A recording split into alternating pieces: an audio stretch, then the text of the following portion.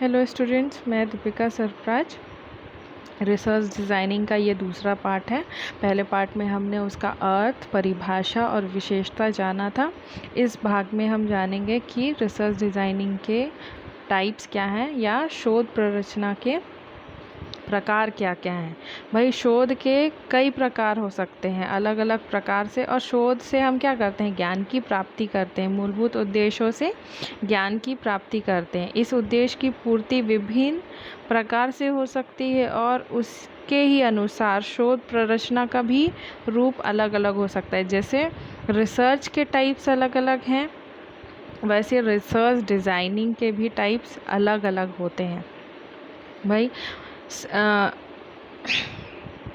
C William ampere के अनुसार शोध प्रश्न को विभिन्न तरीकों में बांटा गया है। उन्होंने कुछ मुख्य तरीके बताए हैं, वो निम्नलिखित है। पहला है अन्वेषणात्मक बनाम औपचारिक, यानी एक्सप्लोरेटरी वर्सेस फॉर्मलाइज्ड। दूसरा है व्यक्तिगत बनाम सांख्यिकी, केस वर्सेस स्टैटिस्टिकल। तीसरा है क्षेत्र बनाम प्रयोगशाला बनाम सिमुलेशन। इंग्लिश में इसको बोलते हैं field versus laboratory versus simulation. चौथा है एक बार बनाम दीर्घकालीन, वन टाइम वर्सेस लॉन्गिटेनियल।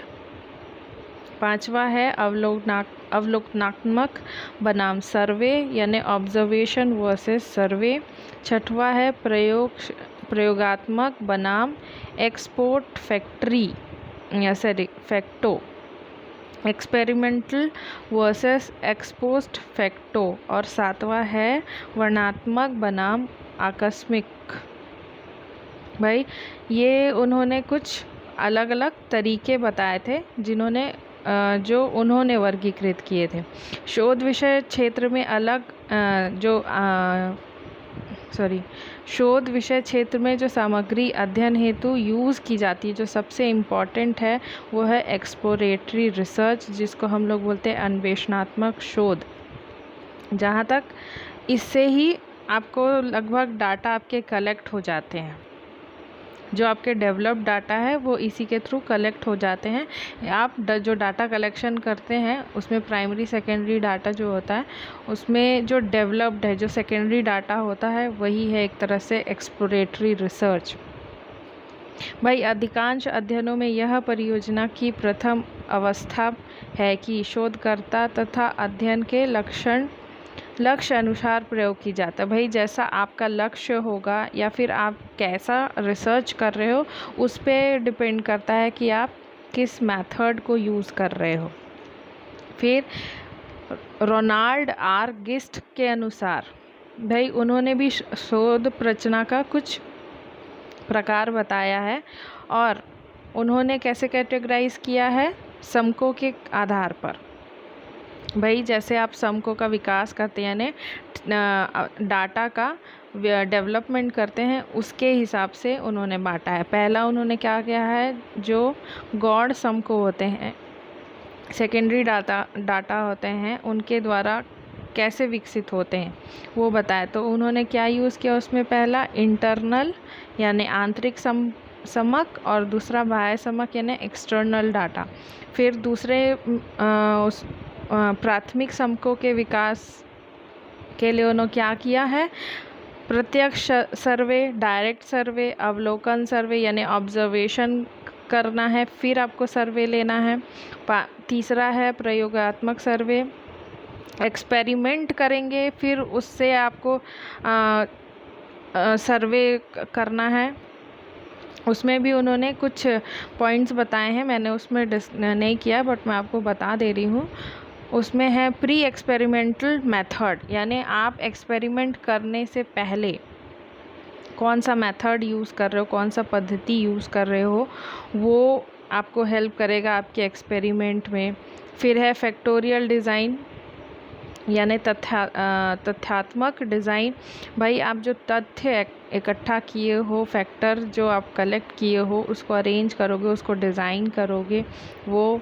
फिर लैटिन स्क्वायर डिज़ाइन, ये कुछ होगा लैटिन स्क्वायर डिज़ाइन, ये उनके उसमें डिटेल में आपको इतना पढ़ना नहीं है, इसीलिए नॉर्मली इसको जानिए। क्षेत्र प्रयोग, फील्ड एक्सपेरिमेंट, आप फील्ड में जाके जो एक्सपेरिमेंट करेंगे वहाँ से डाटा कलेक्ट करेंगे। फिर अगला है प्रयोगशाला प्रशिक्षण, यानी प्रयोगशाला में लेबोरेटरी में जो आप एक्सपेरिमेंट करेंगे, जो आपने डाटा कलेक्शन किया उसी के बेस पे आप क्या करते हो, एक्सपेरिमेंट करते हो। फिर डेल लीटर हैं, डेल लीटर ने भी कुछ प्रकार बताए हैं। उन्होंने कहा है पहला उनका है अन्वेषणात्मक शोध प्ररचना, दूसरा है वर्णनात्मक शोध प्ररचना, तीसरा है व्याख्यात्मक शोध प्ररचना और चौथा है वेदमातक शोध प्ररचना, जिसको प्रिडिक्टिव रिसर्च डिज़ाइनिंग कहते हैं। तो चलिए यही 4 आपको डिटेल में जानना है जो अधिकतर यूज़ किया जाता है। तो पहला है अन्वेषणात्मक यानी exploratory research design. Exploratory research design is a conduct for a research problem when the researcher has no past data or only a few study for reference। भाई इसमें आपको क्या कह रहा है, जो भी आप रिसर्च डिज़ाइन के लिए मेथड यूज़ कर रहे हो, यानी एक्सप्लोरेटरी रिसर्च मेथड जो यूज़ कर रहे हो आप, उसमें आपके पास पहले से कोई भी डाटा नहीं है या फिर कुछ स्टडी रेफरेंस है, कुछ चीज़ें बस हैं, आपको जानकारी है उस प्रॉब्लम को जानने के लिए, उस पास्ट प्रॉब्लम उस प्रॉब्लम को सॉल्व करने के लिए हमारे पास पुराना कोई डाटा नहीं है, बट फिर भी आप अपने लक्ष्य को भेद रहे हो सिर्फ कुछ ही ज्ञान से, कुछ ही डाटा से। इसी को कहते हैं एक्सप्लोरेटरी अन्वेषण। इसमें आपके पास सिर्फ आइडिया है, विचार है और कुछ तथ्य, आपने बस सोचा है कि ऐसा होना चाहिए। और बेसिकली एक्सप्लोरेटरी रिसर्च डिज़ाइन में अधिकतर आपके विचार और तथ्यों पे ही बल दिया जाता है। इसका उद्देश्य एक तरह से रूपरेखा बनाना ही है कि आप के जो आइडिया है आपको उसको फ्रेम कर रहे हो, ब्लूप्रिंट बना रहे हो, वही कहलाता है अन्वेषणात्मक शोध प्ररचना। जैसे कि चर्चिल के अनुसार है अन्वेषणात्मक अध्ययन का प्रयोग निम्न लक्ष्यों के लिए प्रयोग किया जाता है। भावी शोध के लिए प्राथमिकताएं स्थापित करना। भाई जो आप शोध कर रहे हो उसके लिए प्राइमरी पाथ एक तरह से बनाना, स्थापित कर रहे हो आप। जो प्राइमरी डाटा आपको कलेक्शन भी करना है, आपके पास कुछ नहीं है, कुछ भी नहीं है, तो आप क्या एक तरह से प्राइमरी डाटा ही तो कलेक्ट करोगे, कुछ ही इन्फॉर्मेशन है उसके बेस पे आप और सर्च करोगे। दूसरा है समस्याओं के साथ विश्लेषण की परिचितता बढ़ाना। भाई आपके पास जो समस्या है उसको आप एनालाइज करते जाओगे, स्टडी करोगे, एनालाइज करोगे और फिर उसके हेल्प से आप ब्लूप्रिंट बनाते जाओगे। फिर तीसरा है अवधारणाओं को स्पष्ट करना। भाई जो आपको डाटा मिल रहा है उसको आप क्लासीफाई करते जाओ, उसके लिए आप अवधारणाएं बनाते जाओ, उसको स्पष्ट रूप से समझाते जाओ, तब आपका ब्लूप्रिंट भी हेल्प करेगा ना आपको। चौथा है शोध को आगे ले जाने वाली व्यवहारिक समस्याओं के बारे में सूचना एकत्रित करना। भाई शोध को आपको आगे बढ़ाना है तो जो आपको प्रॉब्लम्स आ रही है उसके बारे में आपको क्या करना है, डाटा कलेक्शन करना। कुल मिला के ये भी रिसर्च डिज़ाइन में ये इम्पॉर्टेंट है। एक तरह से आपको इसमें क्या है, जो रूपरेखा है उसके बारे में आपको ढूंढना है, कारणों को जानना है, वही कहलाता है एक्सप्लोरेटरी रिसर्च डिज़ाइन। दूसरा है वर्णनात्मक यानी डिस्क्रिप्टिव रिसर्च। डिस्क्रिप्टिव वर्ड ही जानते हैं, यानी आपको इसको एकदम एक्सप्लेन करना है, डिटेल में जो आपको डाटा मिलता है के बेस पे आप जो डिज़ाइन बना रहे हो वो।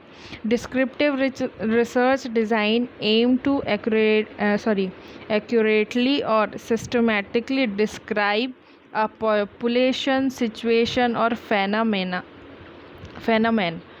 It can answer what, when, where, how question, but not why.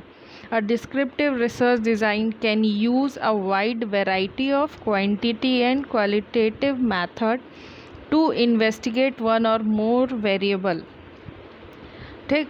Research design इसमें आपको क्या एकदम सही और सिस्टमेटिक व्यवस्थित ढंग से आपको डाटा कलेक्शन करना है, वो भी किसके बारे में, पॉपुलेशन, सिचुएशन, स्थिति के बारे में, फेनोमेना के बारे में। इसमें इस रिसर्च डिज़ाइन में आपको किस चीज़ के लिए है, क्या करना है, कब करना है, कहाँ करना है और कैसे करना है। लेकिन क्यों करना है वो उस क्वेश्चन का आंसर आपको इसमें नहीं मिल सकता है, इस रिसर्च डिज़ाइनिंग के मेथड में नहीं मिल सकता है। चर्चिल का मत है कि विवरण शोध जो है एक भाग व्याख्यात्मक शोध के रूप में ही होता है। व्याख्यात्मक यानी व्याख्या करना, डिस्क्राइब करना उस चीज़ को भाई। और जो आपका मार्केट रिसर्च है वो क्या किस पे डिपेंड करता है, व्याख्यात्मक शोध का प्रयोग करने पे। भाई आपको क्या है, एक निश्चित समूह की विशेषताओं का वर्णन करना है। भाई मार्केट एक छोटा सा हिस्सा नहीं है, बहुत वास्ट व्याख्या करने बैठेंगे तो मार्केट बहुत बड़ा शब्द है, मार्केटिंग बहुत बड़ा शब्द है, तो उसकी विशेषताओं का आपको वर्णन करना है। वहाँ अलग अलग समूह मिलते हैं क्योंकि वेरियस ऑफ डिपार्टमेंट्स हैं और अलग अलग काम हो रहा है। फिर जनसंख्या में से उन व्यक्तियों का अनुपात या अनुमान लगाना जो कि एक निश्चित प्रकार के व्यवहार करते हैं। भाई आपको डिस्क्राइब करना, आप पॉपुलेशन, जैसे अभी मैं इंग्लिश में आपको बताई, पॉपुलेशन के बारे में आपको एकदम एक्यूरेट और व्यवस्थित ढंग से डाटा कलेक्ट करना है भाई, क्योंकि इतना बड़ा सोसाइटी है, उसमें लोग इतने हैं और फिर उसमें भी अलग अलग प्रकार के व्यवहार के लोग हैं, तो उनका भी अनुपात आपको डिसाइड करना है, मतलब कलेक्ट करना है। तीसरा है पूर्व अनुमान लगाना, यानी फोरकास्टिंग करना। पहले से आपको फोरकास्ट करना है भाई, डिज़ाइन कर रहे हो डिस्क्रिप्टिव तो आप उसमें फोरकास्ट भी करोगे, पहले से सोच के भी कुछ रखोगे, तभी तो आप अपने डिज़ाइन को प्रॉपर बना पाओगे। अदरवाइज़ फोरकास्ट आपने किया ही नहीं है और आप काम डिज़ाइन कर लिए हो और आप अपना काम में मूव ऑन हो गए हो, लेकिन कभी सिचुएशन आ गई, उस सिचुएशन के बारे में आप सोचे ही नहीं हो, तो आपका डिज़ाइन जो है, आपका ब्लूप्रिंट है, कोई काम का भी नहीं होगा। पीवी यंग के अनुसार क्या है, वर्णनात्मक शोध की कुछ चरण उन्होंने बताए हैं। उसमें है अध्ययन के उद्देश्यों का निरूपण, यानी formulation of objective of study. आपको उद्देश्य को डिसाइड करना है भाई। पिछले वीडियो में आपने जाना ही था रिसर्च डिज़ाइन क्या है, उद्देश्य के लिए, उद्देश्य की प्राप्ति के लिए आप क्या ब्लूप्रिंट बना रहे हो, इसीलिए आपको फॉर्मुलेट करना है ऑब्जेक्टिव को। दूसरा है संकलन की पद्धति की रचना करना, यानी designing of method of data collection.